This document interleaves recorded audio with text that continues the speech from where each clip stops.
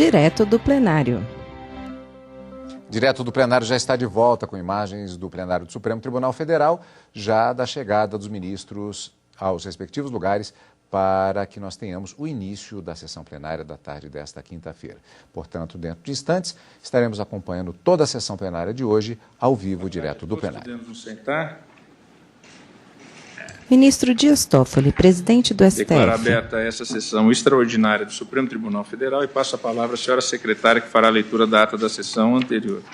Ata da 16ª sessão ordinária em pé, ao lado direito do presidente Dias Toffoli. Fala a secretária. 2019. Presidência do senhor ministro Dias Toffoli. Carmen Lilian Oliveira de Souza. Celso de Mello, Marco Aurélio, Gilmar Mendes, Ricardo Lewandowski, Carmen Lúcia, Luiz Fux, Rosa Weber, Roberto Barroso, Edson Fachin e Alexandre de Moraes. Procuradora-Geral da República, doutora Raquel Elias Ferreira Dodge. Abriu-se a sessão às 14h43, sendo lida e aprovada a ata da sessão anterior. Pergunto se há alguma observação a ser feita. Não havendo, declaro a ata aprovada. Informo a Vossas Excelências que estão presentes neste plenário graduandos das seguintes instituições de ensino: Faculdade Santa Lúcia de Mogi Mirim, Estado de São Paulo; Centro Universitário Brás Cubas de Mogi das Cruzes, também do Estado de São Paulo. Sejam todos muito bem-vindos. Não há sustentação. Plateia acompanha a sessão plenária. Estão localizados à direita e à esquerda, atrás dos ministros. Apregou o recurso extraordinário 591.340, em que é recorrente Polo Industrial Positivo e Empreendimentos Limitada, e recorrido à União e a vários interessados. Trata-se do tema 117 da repercussão geral, limitação do direito de compensação de prejuízos fiscais do Imposto de Renda à Pessoa Jurídica e da base de cálculo negativa da CSLL. O feito encontra-se para continuidade de julgamento. Em 29 de maio de 2019, após a leitura do relatório e a realização das sustentações orais, o julgamento foi suspenso. Então, Vossa Excelência já irá diretamente ao voto. Tinha razão a ministra Carmen Lúcia. Julgamento iniciado. E eu achei que não teria sido iniciado, presidente. Ministro Marco Aurélio, à direita. Os pressupostos gerais de recorribilidade. Em jogo, faz-se a condicionalidade da limitação imposta ao contribuinte para aproveitamento de prejuízos fiscais na apuração do imposto de renda e da contribuição social sobre o lucro líquido, instituída pelas leis 8.981, de 95, e 9.065, de 95. Transcrevo no voto, para efeito de documentação, os dispositivos. Destaco a necessidade de limitar-se o que é submetido a julgamento. O recurso cuida tão somente da constitucionalidade das restrições previstas nas citadas leis, presente a continuidade da atividade empresarial, não abrangendo a interpretação dos diplomas legais nas situações em que se observa a extinção de pessoa jurídica. Embora pertinentes às ponderações trazidas na condição de terceira pela Confederação Nacional do Comércio, buscando demonstrar a incompatibilidade com o texto maior da limitação do aproveitamento de prejuízo, é dado salientar que o ponto alusivo aos efeitos da restrição em casos de extinção de pessoa jurídica não é objeto do mandado de segurança. E agora nós estamos julgando o mandado de segurança com a roupagem de recurso extraordinário. Não é objeto do mandado de segurança impetrado. Inexistente deliberação sob esse enfoque no âmbito do Tribunal Regional Federal da Terceira Região. O quadro, portanto, impede o pronunciamento do Supremo quanto ao tema. a saber se aplica a redução em se tratando de extinção, a consideração a menor dos prejuízos em se tratando de extinção de pessoa jurídica. Esse tema não está em debate.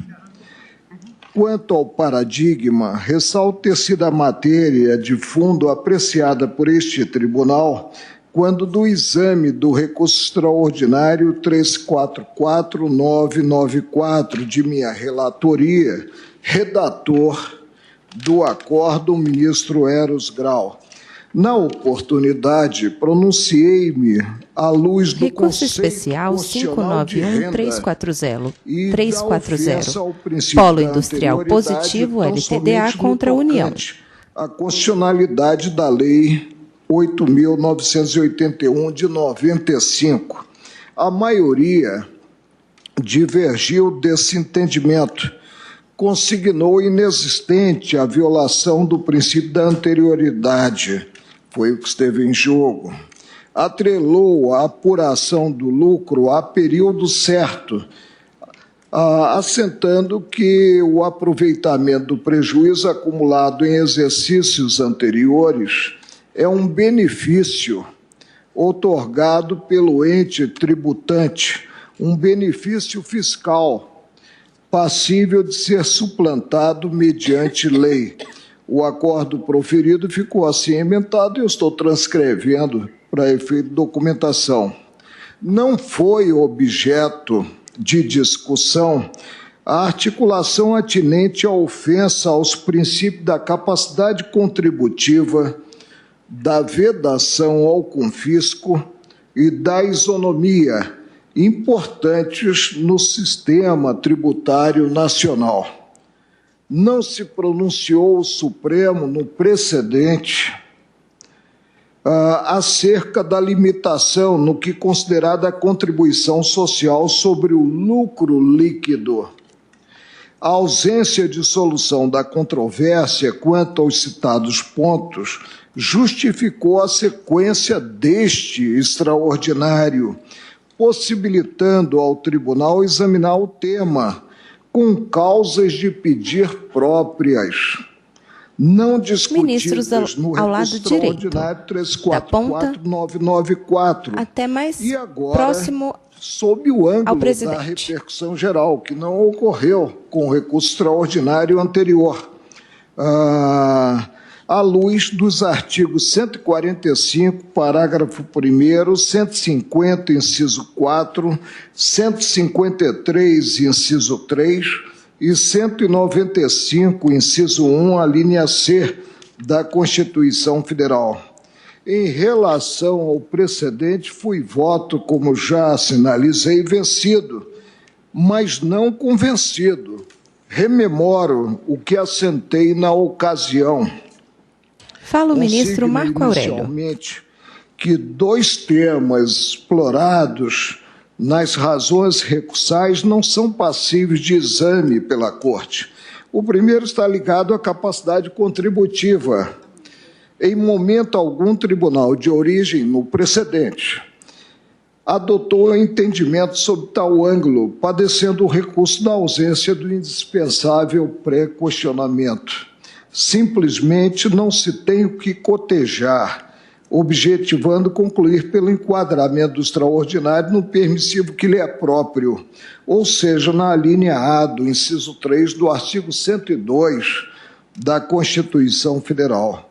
Cai por terra o argumento embasado no teor do parágrafo 1º do artigo 145 da Lei Maior, relativo à graduação dos impostos segundo a capacidade econômica do contribuinte.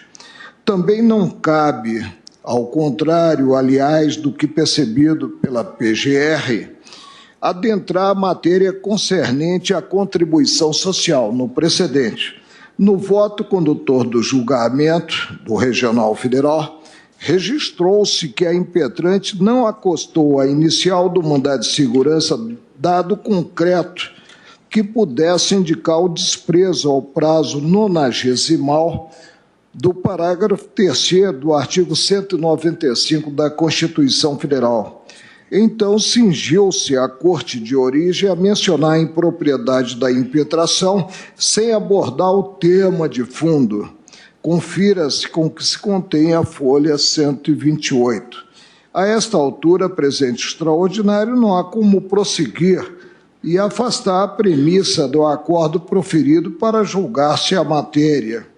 No mais, disse no voto, a medida provisória 812/94, transformada na Lei 8.981 de 95, implicou profunda alteração do critério relativo ao cômputo dos prejuízos, no que estes resultam na perda do valor dos em julgamento, recurso extraordinário 591-340. Polo Industrial Positivo LTDA contra União.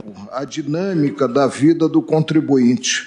Nota-se que o acórdão revela a observância do princípio da anterioridade, ficando potencializada a circunstância de, no apagar das luzes do ano de 1994, haver-se, em atenção justamente a esse princípio da anualidade, disciplinado a matéria de forma precária e efêmera, quando certo, tendo em conta o tempo e a repercussão existente, seria o encaminhamento de projeto de lei. O passo mostrou-se demasiadamente largo, desaguando em procedimento que longifica de atender o objetivo maior da publicação dos atos normativos, que outro não é senão evitar surpresa. E aí se deixou para publicar no dia 31 de dezembro. Nesse momento, vota o ministro Marco Aurélio. Quando nós sabemos que a atividade no Brasil, se não é cessada, pelo menos não é tão intensa, a ponto de ter seu acompanhamento das publicações. E continuei, que outro não é senão evitar surpresa. No lado direito da mesa, ministro Marco Aurélio, Lewandowski, Luiz Fux, Luiz Roberto Barroso e Alexandre de Moraes. Ao fundo, a plateia acompanha o julgamento. Conhecimento da normatividade em vigor. Vigência do ato normativo não prescinde do conhecimento por todos, presumindo-se o fenômeno quando verificada a publicação no Jornal Oficial. Considere-se a necessidade de atentar-se para o que normalmente ocorre e, portanto, ter-se a veiculação do ato da forma comumente utilizada, ou seja, com a edição, e mais do que isso, a circulação do jornal em data habitual. Pois bem, de acordo com o calendário de 1994, o último dia desse ano caiu em um sábado, não foi sequer dia propriamente útil. E é notório que não só ia acontecer nesse dia a edição de Diário Oficial da Justiça. Mandou-se rodar o Diário Oficial, né, no sábado, mesmo no sábado, isso em 94. Aliás, trata-se de data em que os expedientes, quer no setor público, quer no setor privado, nos dias da semana de segunda a sexta-feira, e recaiu 31 de dezembro de 94, num sábado, ficam até mesmo truncados, quando não há o recesso total. O que se dirá se o dia 31 de dezembro recai em um sábado? Tem-se assim que a Lei 8.981, resultante da conversão da medida provisória 812, de 31 de dezembro de 94, sábado, somente poderia ser observada dada a anterioridade no exercício seguinte, isto é, no exercício de 96, como se tivesse sido publicada no dia 2 de janeiro, né, do ano de 1995. Mas aí se quis ganhar tempo e, portanto, surpreendendo os contribuintes, partiu-se para a cobrança. A publicação da medida provisória no sábado, 31 de dezembro de 94, pouco importando que nesse dia o diário tenha, sob o ângulo simplesmente formal, circulado, o que não é comum, né? Gerou conclusão sobre a vinda à baila da nova disciplina da consideração dos prejuízos na segunda-feira, 2 de janeiro, como eu disse, de 1995, mostrando-se insuficiente a verdadeira artimanha. É bom que se diga, e constou, e ficou nos anais do Supremo, a verdadeira artimanha utilizada, o drible, e hoje o Brasil joga, presidente, que jogue bem, o drible que se pretendeu dar à garantia constitucional dos contribuintes, que é a anterioridade. A não se entender assim, estará sendo desprezado em sua concretude maior o princípio da anterioridade, e mais do que isso, o princípio do determinismo, segundo o qual a razão suficiente é de fazer-se presente na vida gregária, como proclamado pelos filósofos materialistas gregos há 2.500 anos, conforme disse então, fragmento de Leucipo, nada nasce sem causa. E o objetivo da publicação da medida provisória, sábado, 31 de dezembro de 1994, foi a cobrança já no ano seguinte. Nada nasce sem causa, mas tudo surge por alguma razão e em virtude de uma necessidade. No mais, é de levar-se em conta a norma do artigo 42 Quem da vota Lei é o ministro Marco Aurélio. 8.981 de 95. A partir de 1º de janeiro de 1995, para efeito de determinar o lucro real, o lucro líquido ajustado pelas adições e exclusões previstas ou autorizadas pela legislação do imposto de renda, poderá ser reduzido em, no máximo, 30%. É como se não tivesse havido prejuízo maior do que os 30%.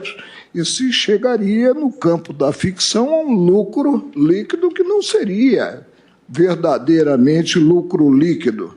Parágrafo único. A parcela dos prejuízos fiscais apurados até 31 de dezembro de 1994, não compensada em razão do disposto na cabeça do artigo, utilizou-se aqui o latim, não sei porquê, já que o nosso vernáculo é tão rico, deste artigo poderá ser utilizada nos anos calendários subsequentes. Vê-se, ressaltei como relator do recurso extraordinário julgado, que o teor do citado artigo consagra o recolhimento do imposto de renda sem que, ante a dinâmica da vida da pessoa jurídica, haja lucro real. Seguramente, a mitigação do Instituto viabilizador da redução do lucro líquido dos prejuízos a compor o nosso cenário jurídico desde 1947, Lei número 154, acaba por incluir verdadeira ficção no dia a dia dos contribuintes, que se mostra contrária até mesmo à nomenclatura reveladora do objeto, da base de incidência do próprio tributo, a renda e os proventos de qualquer natureza. Vale dizer, se no balizamento temporal considerado é encontrada a renda que, em vista dos prejuízos acumulados, é absorvida, não se conta com o indispensável fato gerador do tributo, faltando por isso mesmo a base de cálculo. A colocação dos prejuízos em simples estado latente, em mera reserva, abstraindo-os no cálculo da renda a ser tributada, implica, em última análise, antecipação do tributo e não cobrança dado o ano base a ser perquirido. A atuação do fisco em tal sentido ganha contornos próprios a empréstimo compulsório, sem a existência de lei complementar e dos objetivos que estão previstos de forma exaustiva no artigo 148 da Constituição Federal, além de suportar o resultado negativo. O contribuinte vê-se forçado a recolher tributo que não corresponde em si à renda. O imposto sobre a renda, conforme proclamado nos extraordinários 172058, 17887, pressupõe acréscimo patrimonial disponível. E aí, concluir, naquele julgamento com esse do extraordinário, o provejo para declarando a inconstitucionalidade do artigo 42 da Lei 8.981 de 95, no que, postergada no tempo a consideração dos prejuízos, conceder a segurança e, com isso, reconhecer o direito do impetrante a compensar os prejuízos fiscais acumulados nos períodos base anteriores a 1995, sem a limitação STF julga a limitação da compensação de prejuízos fiscais ao imposto de renda sobre pessoa jurídica da CSLL. As razões consignadas no citado precedente, que consignei, não foi a ótica da sempre ilustrada maioria, acrescento as que passo a expor. Surge impróprio classificar o direito em jogo como se benefício fiscal fosse benesse do Estado. Ao contrário do que declarado pelo Tribunal de Origem, não se está diante de concessão de benesse prevista em lei e suscetível de limitação. Verifica-se, sim, a configuração do próprio processo formador da renda da empresa, do qual a despesa e, consequentemente, eventuais prejuízos são partes integrantes, impossíveis de ser ignoradas. Não há como desvincular a despesa de certo ano da renda a ser auferida futuramente.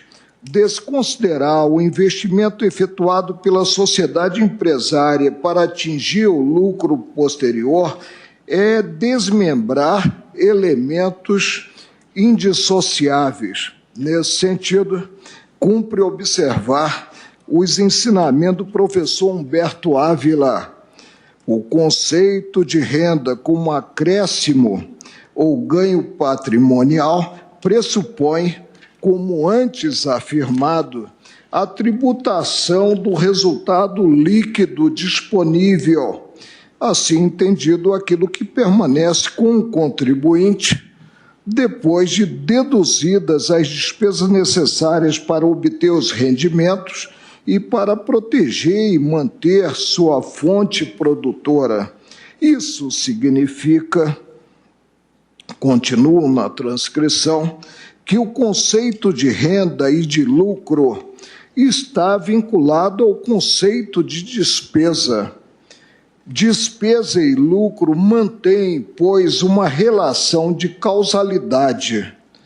O lucro posterior é resultado de despesas anteriores. Em outras palavras, o que se ganha depois é resultado do que se investe antes.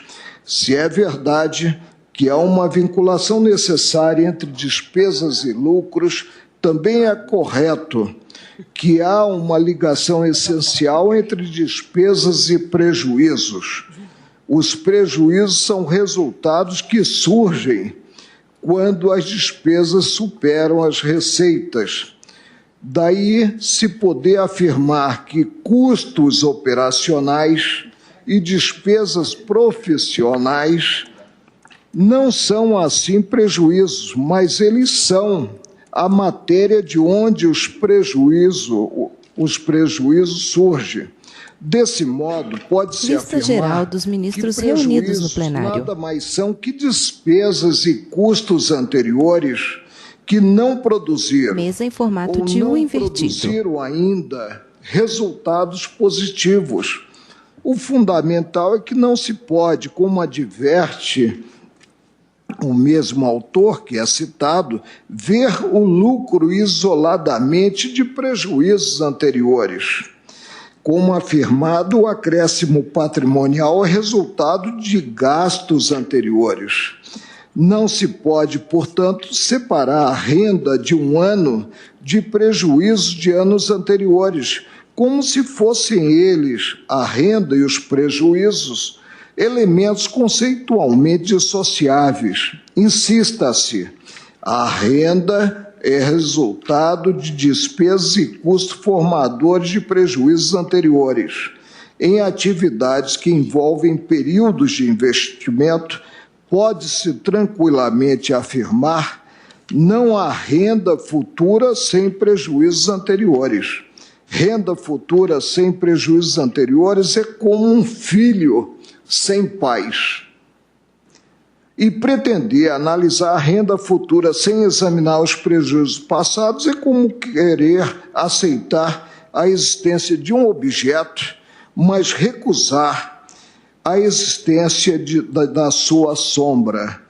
Conceito de renda e compensação de prejuízos fiscais, página 43. A lição, pelo menos para mim, é clara. Os prejuízos de um ano levam à formação da renda nos períodos seguintes. A definição da renda, até o momento da absorção dos prejuízos, não se observa acréscimo patrimonial, mostrando-se inviável falar em renda para fins de tributação. Entender de modo contrário leva a atingir a própria fonte produtora, tributando-a como se renda fosse. Relembrando o ensinamento popular, correr-se-ia o risco de sacrificar a própria galinha em busca do ovo. Sendo as despesas da empresa elementos necessários para a aferição do lucro, estancar a apuração da base de cálculo a período determinado, deixando de levar em conta o ocorrido em exercícios anteriores, pode gerar distorções na verificação da renda tributável. Definir como período de apuração é desconsiderar que diversas atividades apresentam fluxo de produção de riqueza com tempos distintos, ora maiores, ora menores. Dessa forma, aquelas que tiverem retorno dos investimentos dentro do exercício poderão aproveitar as despesas para apurar a base de cálculo. Já os investimentos de longo prazo ficarão submetidos à limitação para o aproveitamento dos prejuízos anteriores. Atividades que demandem alto grau de investimento inicial podem amargar uma série de prejuízos iniciais, só vindo a alcançar resultados positivos com o passar dos anos.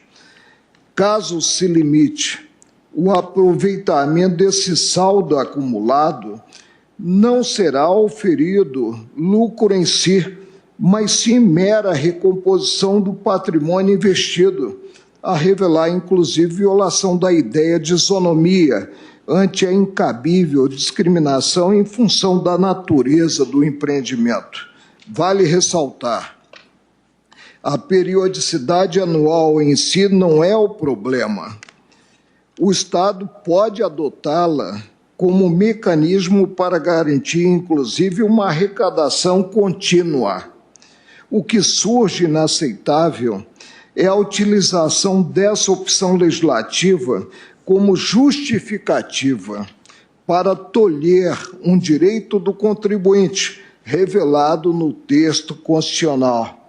Nesse sentido, afirmou Carrasa Roque Antônio, no que concerne ao imposto de renda, nem se diga que sua periodicidade anual leva ao abandono da comparação e identificação do conceito aumento patrimonial da empresa desde seu nascedouro.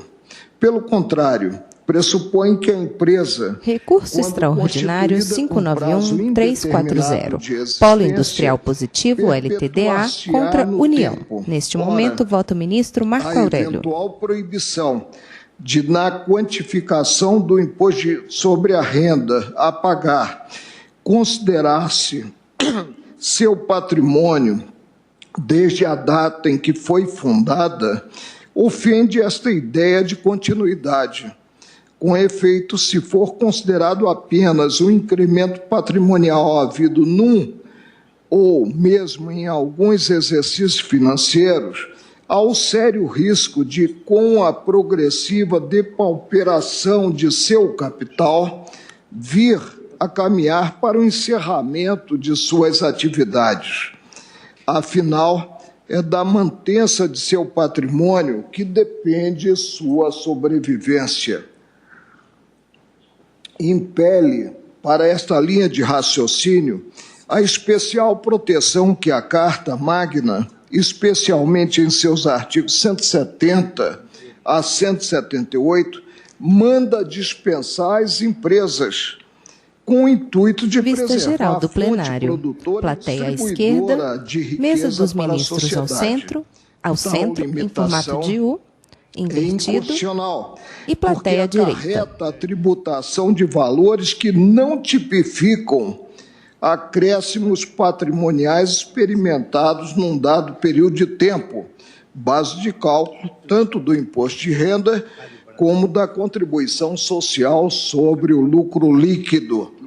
Para apurar tais acréscimos de modo adequado, é preciso, ao contrário do que determina os artigos em foco, que a empresa tenha assegurado o direito de abater dos rendimentos obtidos no exercício financeiro todas as despesas, aí incluídos os prejuízos fiscais sofridos nos exercícios anteriores, com a restrição a 30% da consideração, na consideração dos prejuízos. A legislação está, em última análise, mandando encartar. STF julga a limitação da compensação de prejuízos fiscais ao imposto de renda sobre pessoa jurídica da contribuição social sobre lucro líquido. Ou seja, parte do patrimônio da empresa. Com isso, diz Carrasa, distorce a regra matriz constitucional destas exações, tornando-as híbridas, já que permite alcance não apenas a renda, mas o patrimônio, o próprio patrimônio da empresa, o que é absolutamente inaceitável ao lume do nosso direito positivo. Em suma, encerra Carrasa, pensamos que a própria Constituição e não a eventual boa vontade do legislador ordinário no bom sentido, que confere à empresa o direito de só ser tributada pelo lucro, e este se identifica pelas mutações patrimoniais positivas, circunstância que exige a plena dedutibilidade dos prejuízos fiscais, amargados desde o início das atividades empresariais. Encerro aqui, o trecho é de curso de Direito Constitucional Tributário, 28ª edição. Esse entendimento se coaduna com a ótica do Supremo, ao pressupor como renda a realização de acréscimo patrimonial, conforme consignado nos já citados extraordinários 172058 de minha relatoria, pleno, acordo publicado em 95, E 117.887, relator ministro Carlos Veloso, pleno, acordo publicado em 93. Inobservada a recomposição dos prejuízos ante os investimentos realizados, o que se pretende com a limitação é fazer incidir tributação sobre a renda no próprio patrimônio do contribuinte. Desvirtuam-se as balizas constitucionais estabelecidas nos artigos 153, inciso 3, e 195, inciso 1, a linha C. Altera-se o figurino, que é constitucional, relativo ao tributo, ao imposto de renda. A nomenclatura já revela a base de incidência, que não pode ser outra senão a renda, depois da contabilidade feita quanto aos aportes e despesas e prejuízos. Continuo. No que só se pode admitir a viabilidade da incidência quando se efetua a equação na qual considerados receita e prejuízos, sob pena de desfalque patrimonial, caso realmente haja lucro. A partir do momento em que, interferindo-se na contabilidade do contribuinte, previu-se não se poder levar em conta no exercício mais do que 30% dos prejuízos verificados, passou a existir tributação, adotado o rótulo, simples rótulo, de imposto de renda sobre o patrimônio. Com isso, deturpam-se os tributos, os quais têm sede constitucional, a revelar a base de incidência, ferindo de morte a baliza maior, compelindo o contribuinte a adimplir obrigação tributária sem a existência real de lucro, de fato gerador. Tenham sempre presente a proclamação de Pontes de Miranda. Onde não há renda, não é concebível imposto de renda. Tratado de Direito Privado, editora Revista dos Tribunais, 1984. E é por tributar como renda grandezas que não são, que a limitação na compensação imposta pela legislação em análise implica também violação do princípio da capacidade contributiva, estampado no artigo 145, parágrafo 1º da Constituição Federal. A medida implementada pelas leis 8.981 de 95 e 9.065 de 95 acarreta incidência. Quem vota é o ministro Marco Aurélio. Resultados que não necessariamente acrescem o patrimônio do recorrente, mas tão somente repõem perdas verificadas nos períodos anteriores, ou seja, por meio de tributação de renda ficta, uma vez que, conforme consignei, ela de fato não existe, alcança-se o patrimônio do contribuinte, colocando-se em risco a manutenção da própria fonte produtora. Transcrevo, quanto ao ponto, ensinamentos de Misabel Derzi, nos comentários ao clássico trabalho de Aliomar Balieiro, Limitações Constitucionais ao Poder de Tributar. Do ponto de vista objetivo, o trecho, a capacidade econômica somente se inicia após a dedução dos gastos, a aquisição, produção, exploração e manutenção da renda e do patrimônio. Tais gastos se referem àqueles necessários às despesas de exploração e aos encargos profissionais, ou seja, pode-se falar em uma capacidade econômica objetiva que o legislador tem o dever de buscar, como a renda líquida profissional ou patrimônio líquido. O princípio da capacidade econômica, do ponto de vista objetivo, obriga o legislador ordinário a autorizar todas as despesas, que sejam consideradas todas as despesas operacionais e financeiras necessárias à produção da renda e à conservação do patrimônio afetado à exploração. Igualmente, o mesmo princípio constrange a lei a permitir o abatimento dos gastos destinados ao exercício do trabalho, da ocupação profissional como fonte de onde promanam os rendimentos. Inobservado acréscimo patrimonial, não há como cogitar da existência de lucro. Se não há lucro, não há demonstração de aptidão para suportar a carga tributária. A limitação ao aproveitamento do prejuízo acumulado apresenta, assim, contornos verdadeiramente confiscatórios, situação vedada ante o previsto no artigo 150, inciso 4 do Diploma Maior.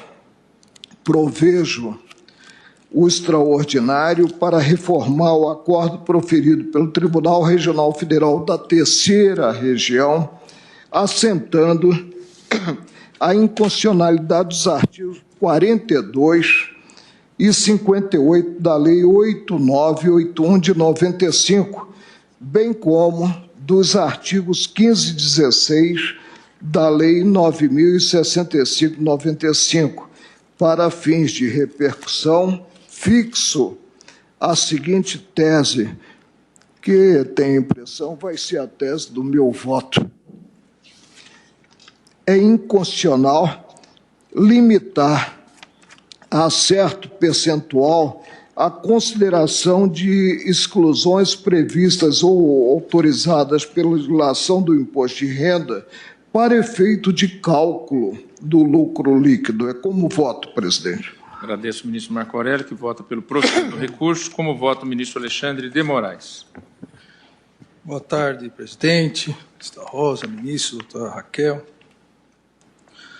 Presidente, aqui, em rápido resumo do que foi dito pelo eminente ministro relator, a questão que se trata é da trava de 30% da questão do sistema de compensação de prejuízos fiscais estabelecido pela Lei 8.981. Inicia o voto o ministro Alexandre de Moraes, localizado à direita, na ponta da mesa em formato de U invertido. 812. Porém, a discussão, e por isso, apesar de sintético, vou me alongar um pouquinho mais, a discussão se dá em face da análise, como bem colocou o eminente ministro Marco Aurélio, ao submeter a repercussão geral ao plenário, se dá sobre a análise dos princípios constitucionais fundamentais do sistema tributário nacional. Por que digo isso?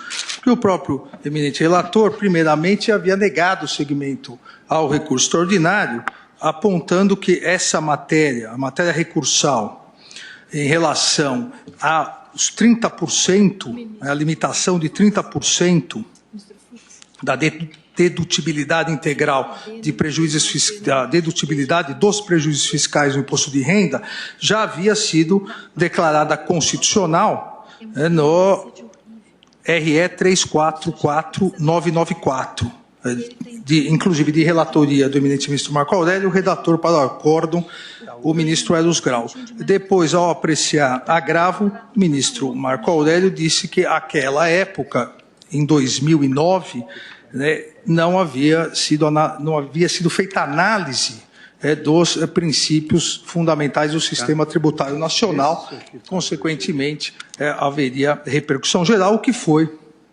reconhecido pelo plenário. Então, aqui, não só é importante e desde já pedindo vênia ao eminente ministro Marco Aurélio, pela divergência, não só é importante salientar, a meu ver, que não há, não houve, como já vários precedentes da Corte apontaram, não há inconstitucionalidade em relação a essa trava, a essa opção legislativa de um mecanismo de sistema, no sistema de compensação de prejuízos fiscais, e também não houve, a meu ver, nenhum ferimento, nenhum desrespeito aos princípios do sistema tributário nacional, pelo fato da lei federal regulamentar essa limitação, essa trava de 30% no aproveitamento de prejuízos fiscais. Em relação aos princípios constitucionais, há inúmeros precedentes, seja do plenário, seja das turmas do Supremo Tribunal Federal, que atestaram a constitucionalidade dos artigos 42 e 58 da Lei 8.981, tanto analisando relação ao princípio da anterioridade, da irretroatividade, a questão do direito adquirido, a questão de, eventualmente, existir aqui um efeito confiscatório, a eventual alegação, e há vários precedentes afastando isso, a questão de ter se disfarçado um empréstimo compulsório, e todas essas questões foram analisadas, a meu ver, e concordo com a análise que foi feita, afastando essas alegações, seja o princípio da anterioridade, retroatividade, anterioridade mitigada. Cito a título aqui de exemplo, o primeiro desses precedentes, em 2000, o RE 250-521, de relatoria do ministro Moreira Alves.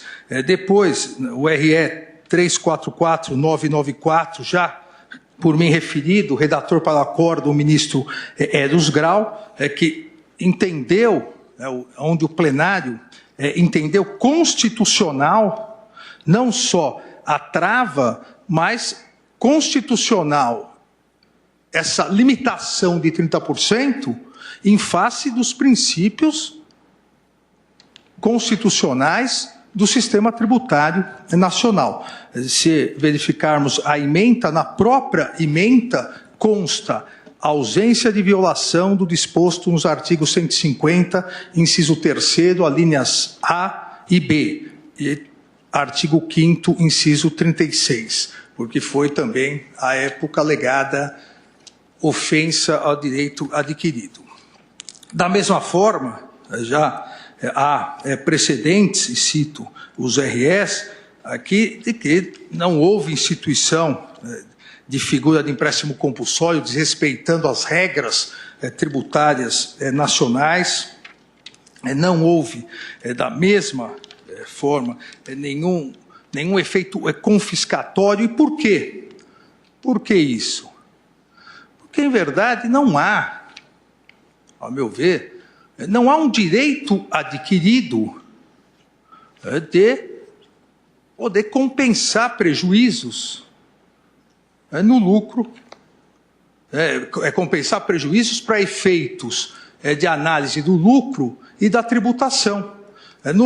No regime capitalista, a questão de lucro e prejuízo é uma questão de contingência negocial do dia a dia. O que governos fazem, legislativos fazem, até como apoio a empresas, principalmente a micro, pequenas empresas,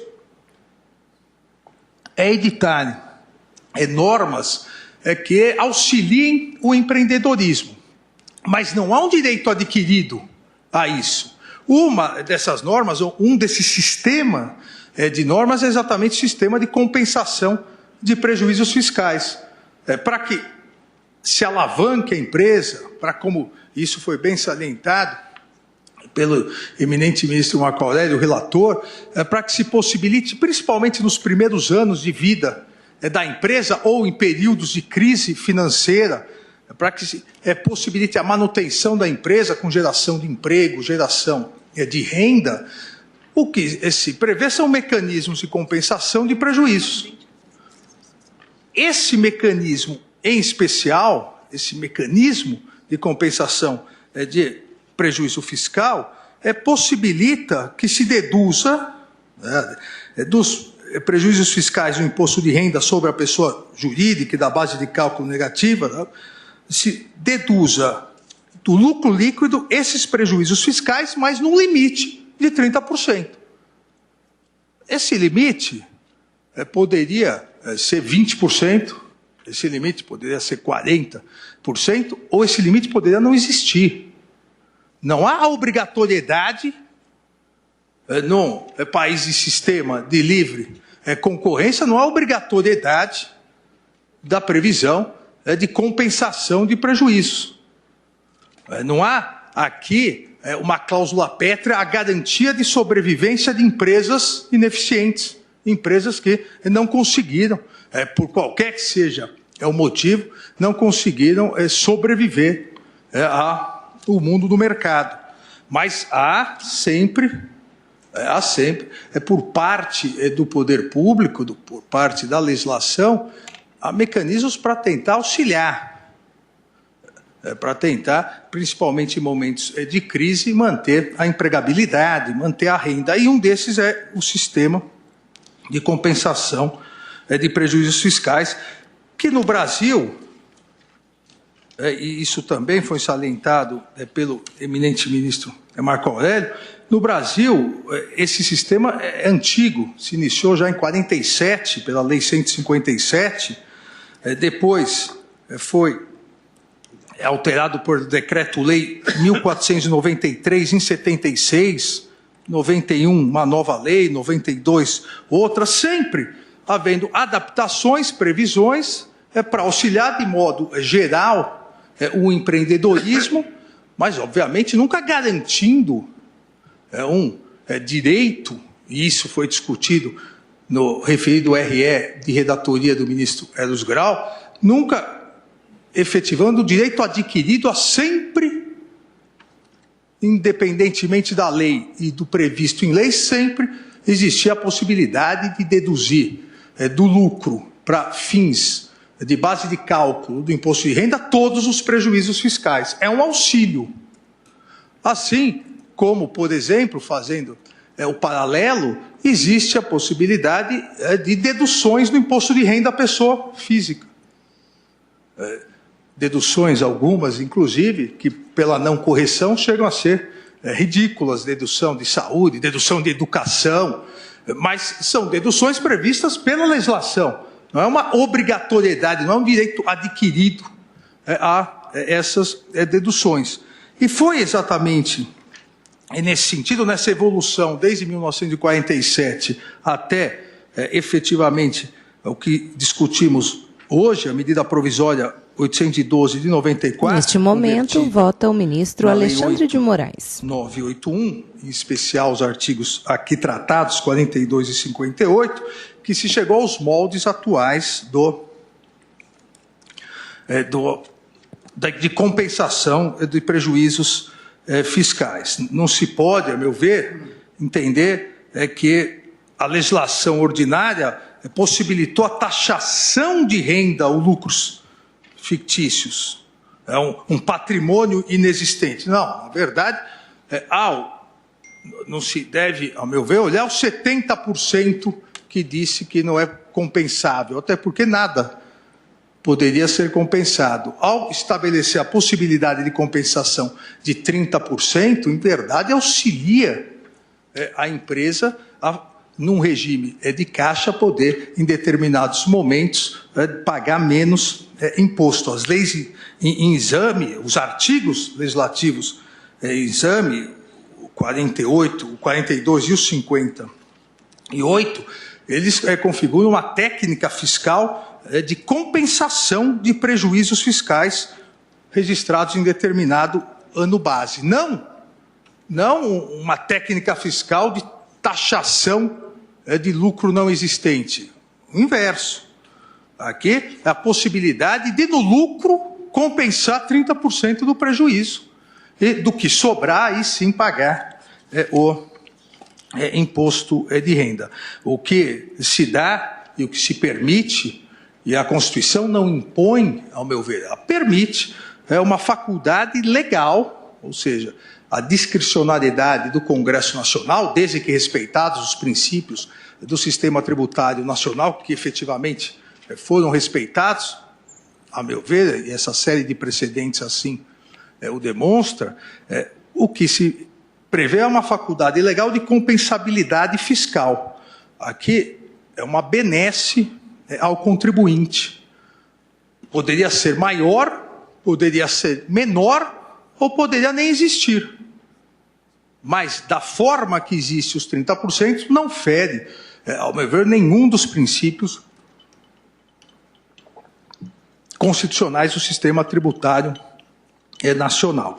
E cito aqui ainda outros precedentes do Supremo, inclusive RE 582225, de relatoria do ministro Joaquim Barbosa, todos exatamente nesse sentido. Portanto, senhor presidente, eu rejeito os argumentos no sentido de que essa trava, essa limitação fiscal, acaba desrespeitando a Constituição, acaba desrespeitando e afastando conceitos de renda e lucro, resultados positivos. Pelo contrário,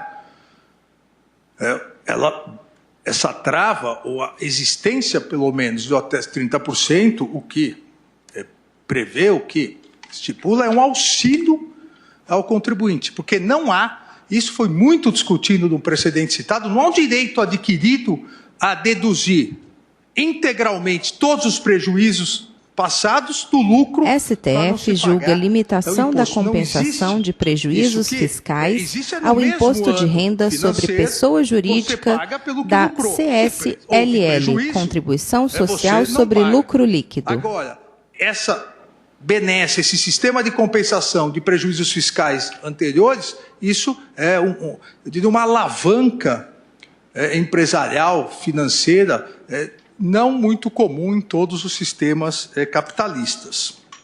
Essa forma, sem me alongar muito, presidente, peço vênia ao eminente ministro Marco Aurélio, mas entendo que aqui não há e não houve nenhum desrespeito, nenhuma inobservância aos princípios constitucionais do sistema tributário.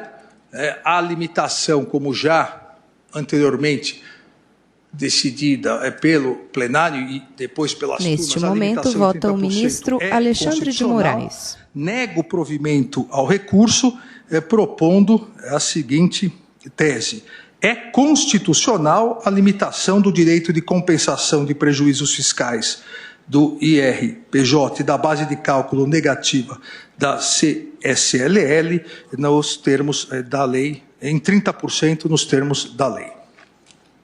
É o voto, presidente. Passa a palavra agora a Sua Excelência o ministro Luiz Edson Fachin. Assume a presidência da sessão o ministro Luiz Fux, vice-presidente do STF. Pares, eminente ministro relator, ministro Marco Aurélio, que vem de proferir o voto acolhendo o recurso extraordinário. Inicia o voto o ministro Edson Fachin, localizado à esquerda, na ponta da mesa. Eminente ministro Alexandre de Moraes, que abre divergência, propondo o não provimento do recurso extraordinário. Eminentes pares, saúdo as sustentações orais, senhor presidente, que foram aportadas ao desato jurídico dessa matéria. E me permito sintetizar a declaração de voto que irei juntar aos autos. Eis que as duas teses estão nitidamente formuladas e em sentido evidentemente opostos. O que se está a debater aqui, fundamentalmente, nesse feito conhecido dentro e fora dos autos como o processo da trava dos 30%, a rigor, a limitação à compensação de prejuízos fiscais, o conceito de renda e a incidência de princípios constitucionais, bem como o tema que foi versado quando do julgamento do recurso extraordinário, aqui já mencionado, tanto pelo eminente ministro relator quanto pelo eminente ministro Alexandre de Moraes, recurso ordinário 344994. E, portanto, o que sustenta a União, por sua sempre zelosa Procuradoria da Fazenda Nacional, é a existência, tal como assentou o ministro Alexandre de Moraes, de compreensão que se projetaria por agasalhar também este julgamento e, portanto, se acolhida esta tese, haveria aplicação desse julgamento anterior para o presente caso. Senhor presidente e eminentes pares, fiz o exame desta matéria e, como disse, vou juntar declaração de voto e a conclusão que cheguei tem premissas e fundamentos que vão ao encontro do voto proferido pelo eminente ministro relator. Peço vênia divergência do exame que fiz, não deduzi sustentar-se a tese aqui trazida à colação pela União nesse recurso extraordinário e, portanto, não subscrevo o entendimento segundo o qual o julgamento no recurso ordinário 344994 se projetaria em termos de aplicação para este julgado. E não vou repetir todos os argumentos já muito bem suscitados e expostos pelo eminente ministro relator. Entendo também que é inconstitucional esta limitação percentual interperiódica à compensação de prejuízos fiscais, especialmente na hipótese de extinção da pessoa jurídica, que é a tese subsidiária sustentada, mas o eminente ministro relator está acolhendo a tese principal e eu estou acompanhando integralmente as premissas, os fundamentos e a conclusão de Sua Excelência. Portanto, muito sucintamente, voto por acompanhar Sua Excelência, o eminente ministro relator, pedindo vênia à divergência que aqui foi suscitada e irei juntar a respectiva declaração de voto, senhor presidente, também opinando neste julgamento e votando pelo provimento do respectivo recurso extraordinário, por também compreender que esta limitação interperiódica à compensação de prejuízos é incompatível com o conceito constitucional de renda e também afronta os princípios constitucionais da capacidade contributiva e vedação de confisco. Acompanho, portanto, o eminente ministro Marco Aurélio. Antes de tomar o voto agora da ministra Rosa Weber, eu só queria esclarecer depois ministro Luiz Fux, que não está em jogo a compensação de prejuízos fiscais de empresa extinta.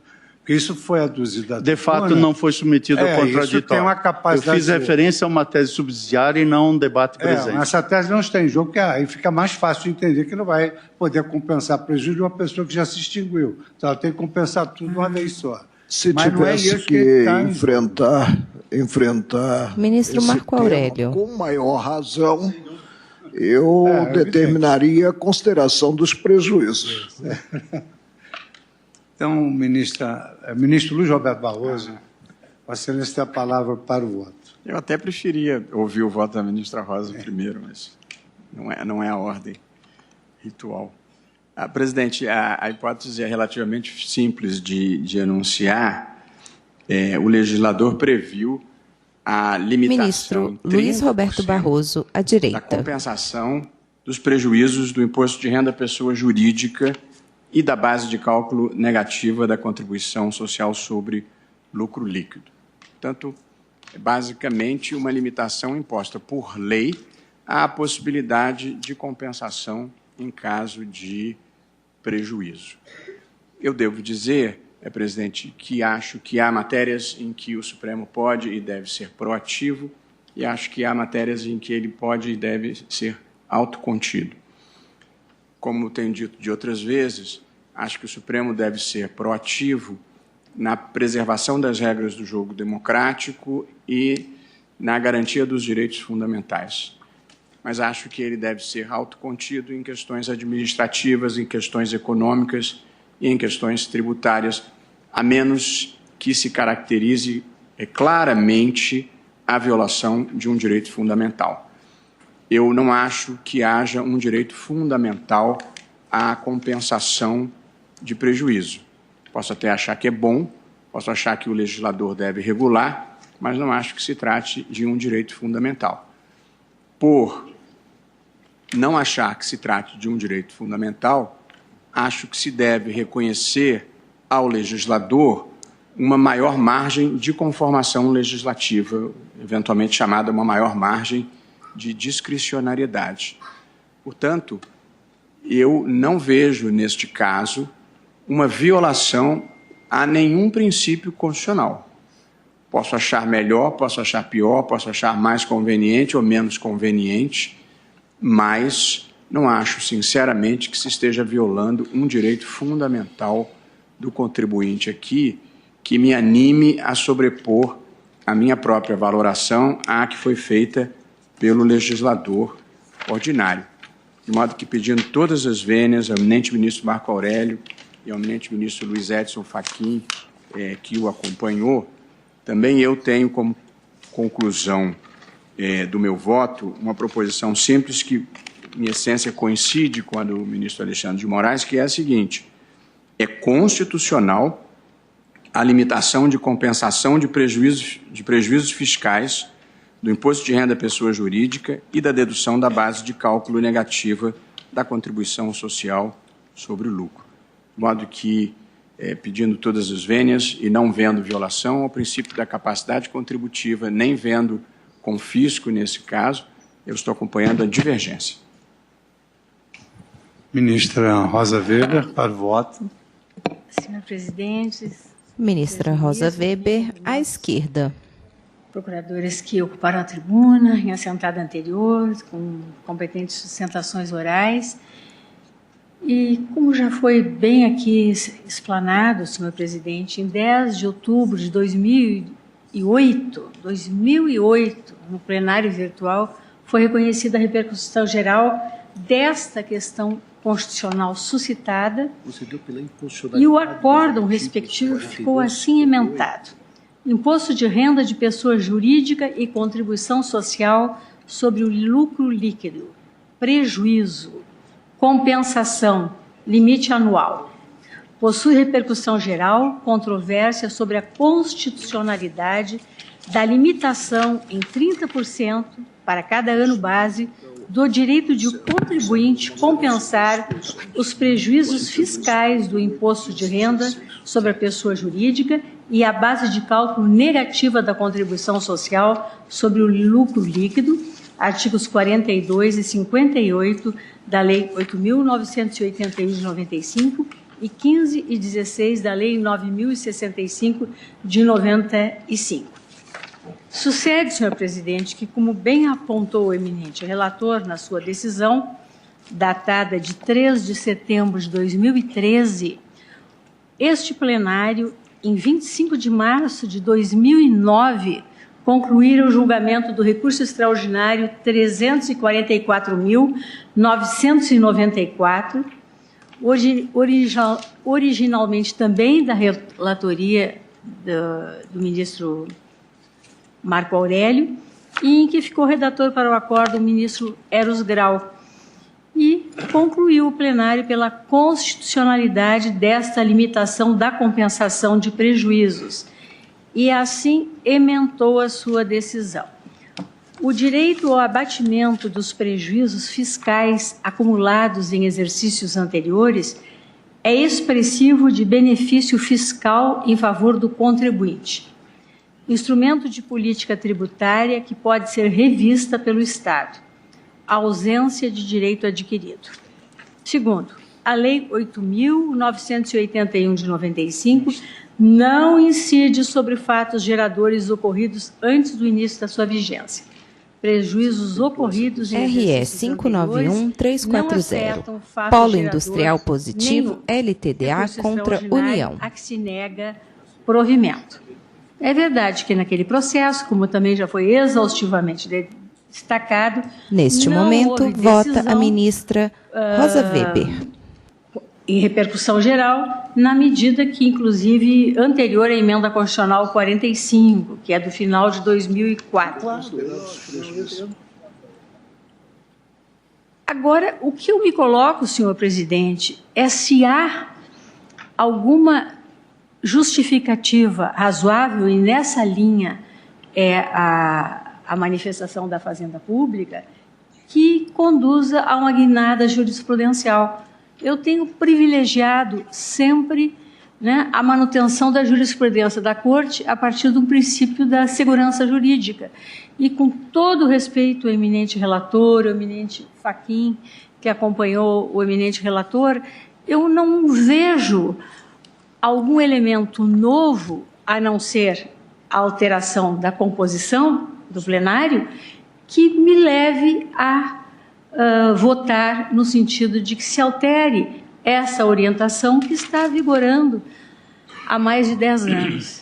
Por isso, não, com todo respeito, não entendo que deva revisitar o tema para alteração dessa compreensão que vigorou e que foi, na verdade, o ministro Eros Grau ficou de redator do acórdão, mas ele basicamente seguiu a linha exposta na intervenção feita à época pelo presidente, ministro Nelson Jobim. A incidência do imposto de renda e da contribuição social sobre o lucro das pessoas jurídicas, compreendeu-se, deve se dar sobre os lucros apurados em um determinado período, essencialmente o ano civil, e permitir que a empresa deduza do lucro apurado em um determinado ano prejuízo em que correu em anos anteriores, seria um favor fiscal passível de restrição pela lei, na linha agora que foi enfatizada pelo ministro Luiz Roberto. Então, por isso, senhor presidente, entendendo rígidos os princípios constitucionais, né, eu, com essa trava de 30%, eu mantenho aquela compreensão do plenário, no recurso extraordinário 344.994, e nego o provimento ao recurso extraordinário com as vênias de estilo. É como voto. STF julga limitação da compensação de prejuízos fiscais ao imposto de renda sobre pessoa jurídica da CSLL. Senhor presidente, eu vim preparado para votar no sentido contrário ao que agora veiculou o eminente relator. Mas depois de ouvir atentamente o voto de Sua Excelência, depois de ouvir as ponderações do ministro Edson Fachin, eu me convenci do contrário. Eu, revendo o que foi decidido no RE 34994, eu verifico que a inicia causa o voto de pedido é o diversa. ministro Ricardo Lewandowski. Neste caso que estamos examinando agora, nós estamos confrontando a Lei 8.981/95 com princípios tributários que estão consignados na nossa Constituição, que não foram examinados quando do exame deste RE 344.994. Eu estou entendendo que a lei, ao estabelecer essa trava, ela vai contra aquilo que a própria Constituição estabelece como o conceito de renda, que, na verdade, é um acréscimo patrimonial, segundo consta do artigo 145, parágrafo 1º da Carta Magna, que leva em conta a capacidade contributiva do contribuinte.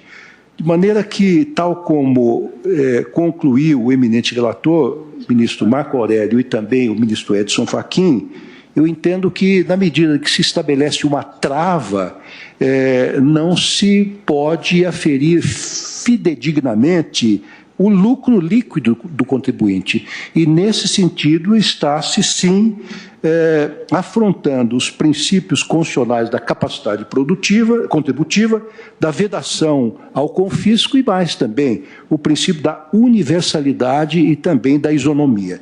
Portanto, senhor presidente, eu peço vênia às opiniões em contrário e provejo recurso para declarar a inconstitucionalidade dos artigos 42 e 58 da Lei 8.988/95 e creio também, ministro relator, dos artigos 15 e 16 da Lei 9.065/95, que interferem na base de cálculo, no reconhecimento da base de cálculo. Vossa Excelência se resumiu apenas a declarar a inconstitucionalidade do 42 e 58. Exato. 42 e 58 da Lei 8981 de 95 e 15 e 16. Isso, da 9065. Pois não. Então, senhor presidente, meu voto coincide exatamente com o que concluiu o eminente relator e também o ministro Edson Fachin como voto. São pedido votos VN aos de demais. provimento, né, ministro Marco Aurélio? Pelo provimento. Pelo provimento. Ministro Gilmar Mendes. Senhor presidente, com as vênias de estilo, acompanho o voto divergente do ministro Alexandre.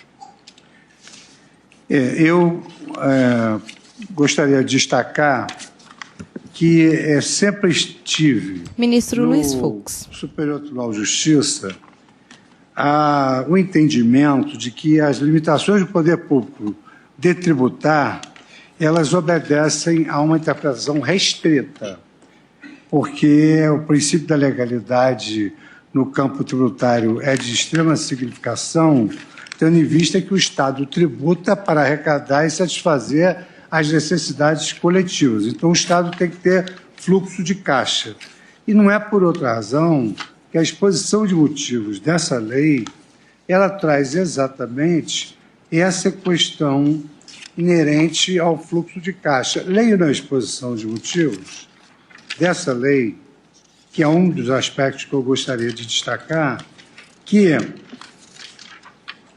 esta metodologia que outrora fora estabelecida em anos, quer dizer, o contribuinte tinha até 5 anos para se compensar dos prejuízos, foi modificada exatamente em razão da queda da inflação e da estabilidade econômica.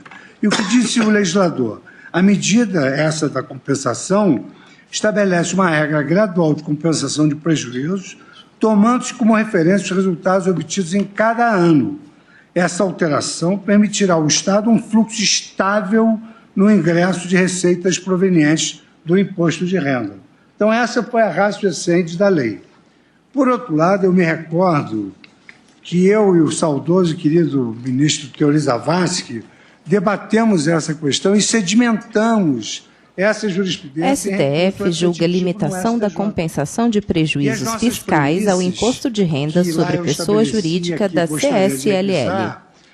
Fulcravam-se no seguinte, que, tendo em vista essa interpretação restritiva das limitações do poder tributar, era possível ao legislador infraconstitucional fazer algumas conformações, tendo em vista a necessidade que o Estado tem de obter um fluxo estável para a satisfação das necessidades coletivas.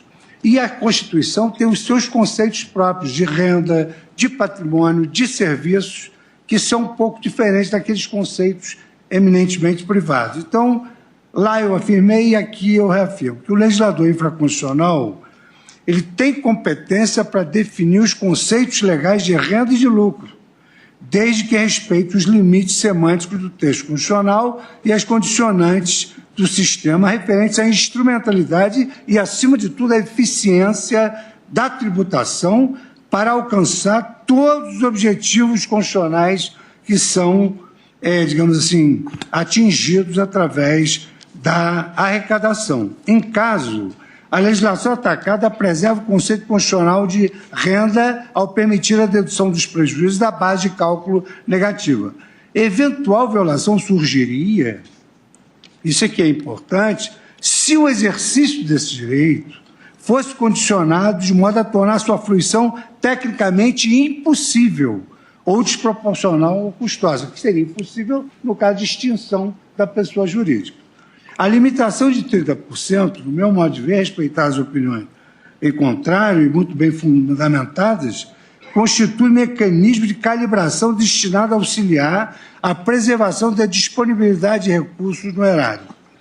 Conquanto se trate de proporção de 30%, não resultou demonstrado que a restrição torne impossível o empreendimento, nem que afete demasiadamente a liberdade econômica, tampouco a propriedade privada. E aqui, naquela oportunidade, houve também o tratamento infraconstitucional, que essa matéria sempre foi analisada, em regra, sob o ângulo infraconstitucional. Nós tratamos também das pessoas jurídicas em fase de encerramento, o que não é o caso específico. E também a ministra Rosa tocou num ponto interessante, que é a questão da segurança jurídica. Então, o STJ vem julgando assim há um decênio. E eu me recordo das advertências do ministro Moreira Alves, no sentido de que, não havendo modificação da legislação, não há razão para modificar a jurisprudência pelo simples fato de alteração da composição do tribunal.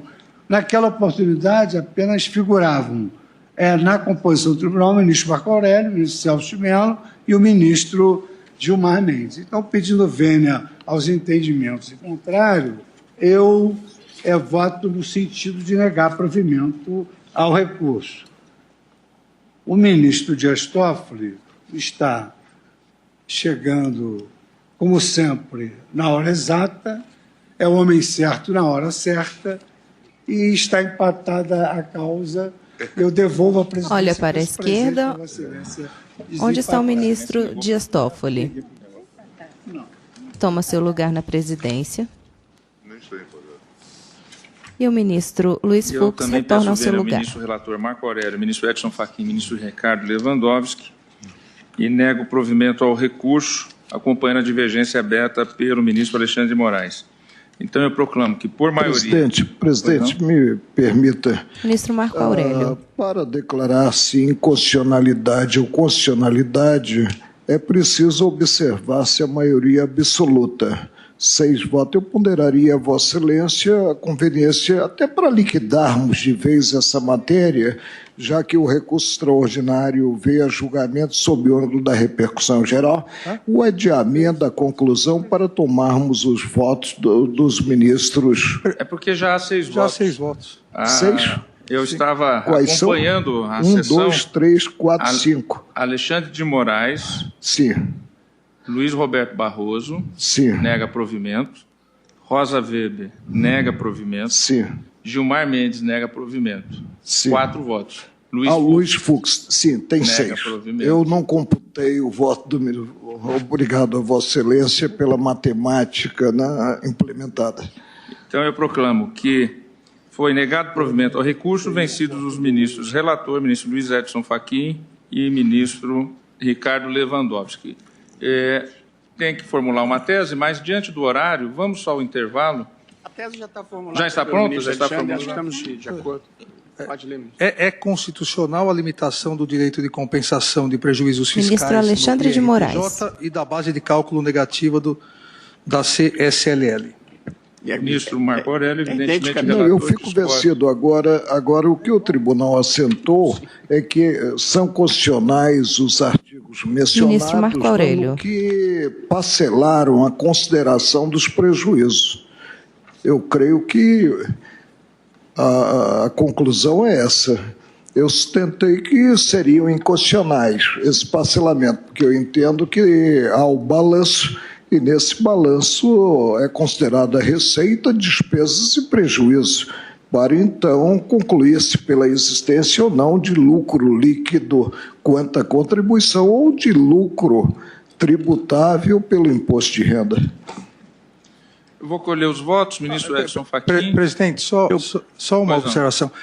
O tema tratado ministro Alexandre de Moraes. O tema 117, limitação do direito de compensação de prejuízos fiscais do IRPJ e da base de cálculo negativa da CSLL. Só precisava colocar na frente se era constitucional ou não, né? Então, como prevaleceu a constitucionalidade, por isso a tese. Ministro Fachin. Senhor presidente, vencido, nada obstante, creio que a tese é coerente com a maioria que se formou. Ministro Luiz Roberto. Também estou de acordo. Ministra Rosa. De acordo. Ministro Fux. Ministro Ricardo Lewandowski. Ministro Gilmar. Ainda estamos, presidente, no julgamento do recurso extraordinário. E a partir desse julgamento é que está sendo assentada a tese, né? Ora, se assim ocorre, eu devo ficar coerente com o que eu sustentei no voto. Minha tese, se, como eu disse ao término do voto, no fecho do voto, é diametralmente oposta. Por isso eu fico vencido. Eu acompanho senhor presidente. Alexandre. Eu estou proclamando o resultado, por favor. Eu acompanho o ministro Alexandre de Moraes quanto à tese proposta e proclamo que a tese fixada foi, por maioria, vencido o ministro relator Marco Aurélio, redator para o acordo, o ministro Alexandre de Moraes. Vossa Excelência, fala por quem? Pela ordem, Excelência, em nome do Simpec, amicus curiae no recurso extraordinário. Simpec, amicus curiae. Eu não ouvi. Eu também não. Repete no microfone, por favor. Simpec, figura com amicus curiae no recurso extraordinário, Excelências. O julgamento está proclamado o resultado. Eu suspendo a sessão em razão do intervalo regimental. Fica em pé na tribuna.